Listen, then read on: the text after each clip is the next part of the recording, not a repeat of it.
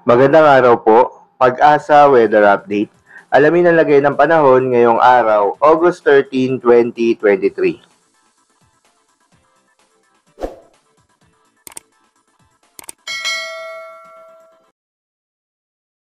Magandang umaga mula sa Pag-asa Weather Forecasting Center. Ito na ang ating update sa magiging tayo ng panahon sa susunod na 24 oras. Good news, wala pa rin tayong binabantay ang low pressure area o sama ng panahon sa loob at labas ng ating Philippine Area of Responsibility na maaaring maging bagyo sa mga susunod na araw. Subalit patuloy ang pag-iral nitong southwest monsoon o hanging habagat sa buong bansa. Kaya for the next 24 hours, makakaranas pa rin tayo ng mga kaulapan at mataas sa tsansa ng mga kalat-kalat na pag-ulan, pagkulog at pagkidlat sa buong Visayas, Mindanao at sa malaking bahagi ng Southern Luzon. Metro Manila at sa nalalabing bahagi ng Luzon ay mas maaliwalas sa panahon nating inaasahan. May tsansa pa rin tayo ng mga isolated rain showers or localized thunderstorms. At para naman sa magiging lagay ng ating panahon ngayong araw dito sa Luzon, buong Bicol Region, pati na rin itong northern portion ng Palawan area, makakaranas tayo ng maulap na kalangitan at mataas sa tsansa ng mga pag-ulan na dala ng habagat.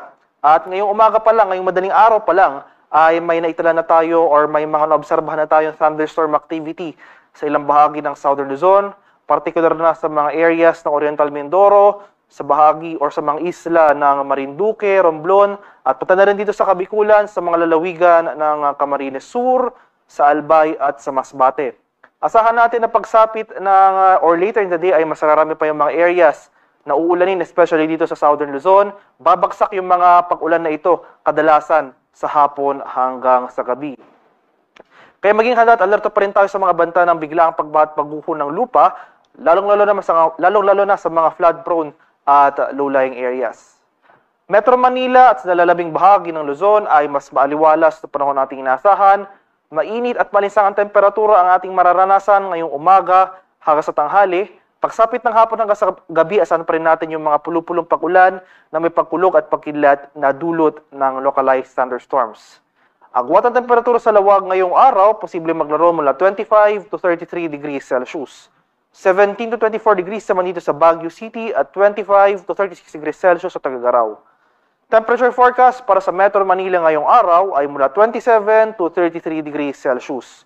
22 to 31 degrees naman dito sa Tagaytay. 26 to 31 degrees Celsius sa Legazpi at 26 to 32 degrees Celsius rin dito sa Palawan, sa mga lalawigan or sa mga areas ng Puerto Princesa at dito sa Kalayaan Islands.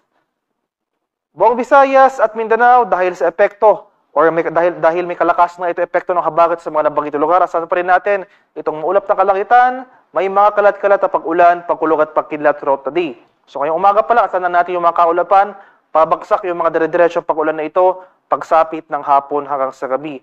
At ngayong madaling araw pa lang, may mga thunderstorm advisories tayo or may mga naitala na tayong thunderstorm activity sa ilang bahagi or sa malaking bahagi ng Eastern Visayas, pati na rin dito sa northern portion ng Cebu Island. At mas marami pa yung mga areas na magkakaroon ng kaulapan later in the day. So for the rest of the day or mamayang umaga, asahan natin buong Visayas at Mindanao, makakaroon tayo ng mga kaulapan at babagsak yung mga pag-ulan na dala ng kaulapan na ito pagsapit ng hapon hanggang sa gabi.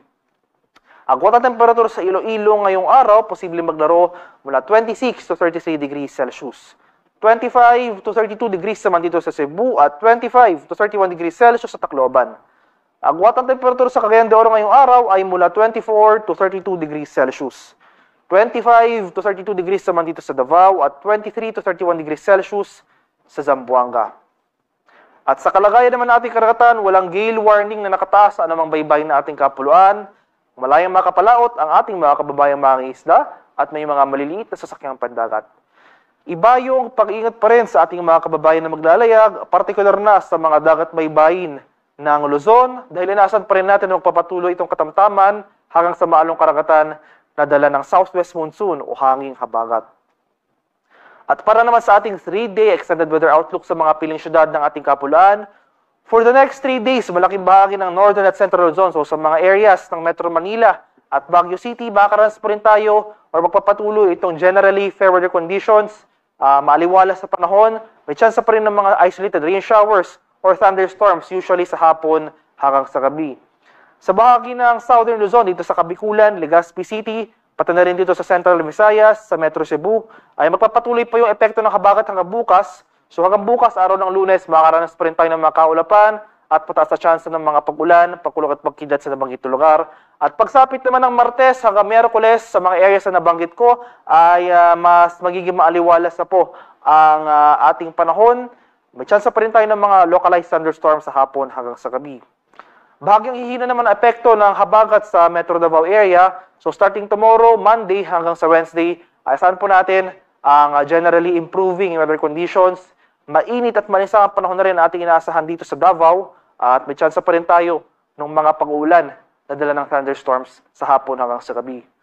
Temperature forecast para sa Metro Manila sa susunod na 3 araw ay posible maglaro mula 26 to 33 degrees Celsius.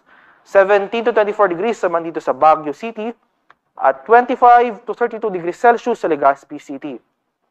Ang kota temperatura sa Metro Cebu sa 3 araw na ito ay mula 25 to 33 degrees Celsius at 25 to 33 degrees rin dito sa Metro Davao area. Ang haring araw dito sa Kaminilaan ay sisikat mamayang 5:42 ng umaga at lulubog naman mamaya sa ganap na 6:20 ng hapon.